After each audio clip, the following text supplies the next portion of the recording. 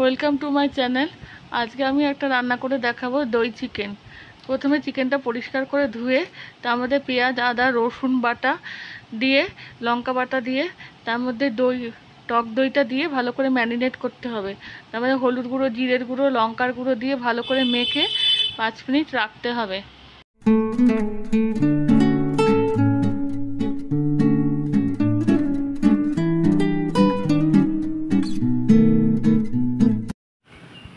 তারপরে কড়াইতে তেল দিতে হবে, সর্ষের তেল দিয়ে আলুগুলো ভালো করে ভেজে নিতে হবে, লাল লাল করে ভেজে তুলে রাখতে হবে।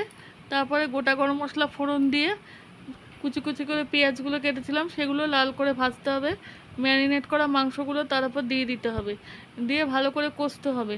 ভাজা আলুগুলো মাংসের মধ্যে দিয়ে ভালো করে আলু সমেত কষতে হবে। কষে কষে যখন একটা তেল বেরিয়ে আসবে তখন গরম জল করে দিয়ে দিতে হবে। আর সামান্য স্বাদ মতো নুন দিতে হবে।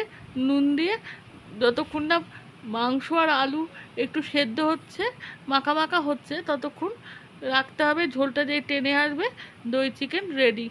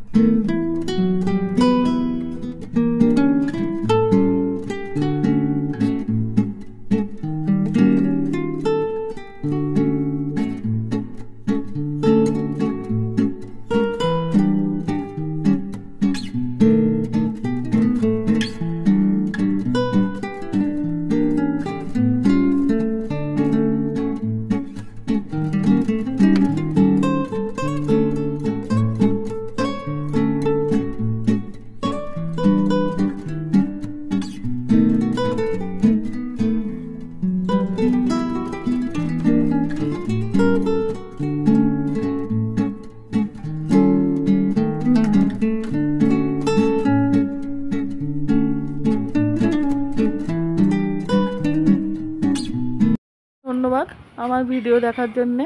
যদি পছন্দ হয় লাইক, কমেন্ট আর সাবস্ক্রাইব করে দেবেন। Thank you.